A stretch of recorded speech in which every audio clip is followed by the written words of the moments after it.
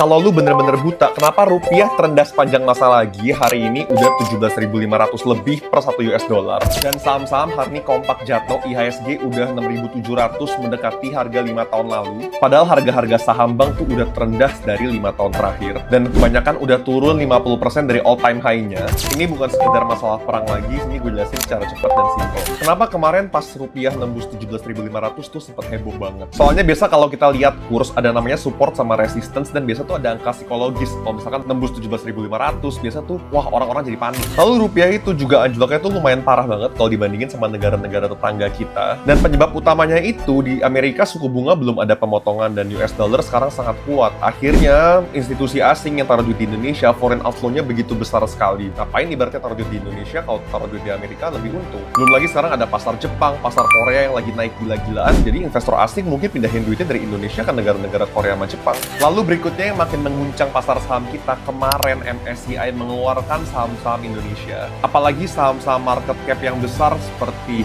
DSSA, AMMN yang kemarin tuh menopang IHSG kita juga sekarang dikeluarkan dari indeks MSCI. Jadinya makin anjlok lah IHSG kita. Lalu berikutnya apa sih yang akan terjadi kalau misalkan dolar naik terus misalkan mencapai 18.000 atau bahkan 20.000? Yang pertama, harga barang tuh bakal naik diam-diam. Contoh, misalkan thinner atau lu beli cat, coba deh tanya teman-teman di lapangan. Udah naik semua harga 30%. Lalu kalau lu beli komponen-komponen elektronik atau bahan-bahan yang berpackaging plastik itu diam-diam juga naik loh harganya sekarang. Lalu next seperti iPhone, BBM, barang-barang yang lu belanja mayoritas masih impor itu kemungkinan besar akan naik diam-diam. Lalu berikutnya Bank Indonesia ada kemungkinan bisa menaikkan suku bunga. Fungsinya untuk menarik investor asing supaya mau menaruh duitnya di Indonesia lagi. Cuman kelemahannya kalau suku bunga naik, kredit makin mahal, cicilan makin naik, akhirnya orang-orang yang tadinya mau kredit mobil atau kredit rumah akan menahan dulu pengeluarannya dan ekonomi akan melambat. Lalu bisnis-bisnis juga jadi lebih takut ekspansi, mau buka cabang baru, buka pabrik baru, karena kalau mau pinjaman bunganya lebih mahal. Tapi diem-diem ada juga orang kaya yang bisa mendadak tambah kaya loh dengan fenomena seperti ini.